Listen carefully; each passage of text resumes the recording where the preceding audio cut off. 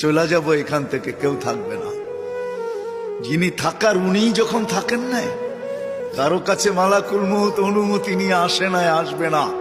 শুধু একজন মুহাম্মদুর রাসূলুল্লাহ সাল্লাল্লাহু আলাইহি ওয়াসাল্লামের কাছে মালাকুল মউত যখন আসছেন, তো আল্লাহ বলছে বন্ধুর কাছে অনুমতি নিয়ে ঢুকবে। অনুমতি দিলে ঢুকবে, নাইলে ফিরে আসবে।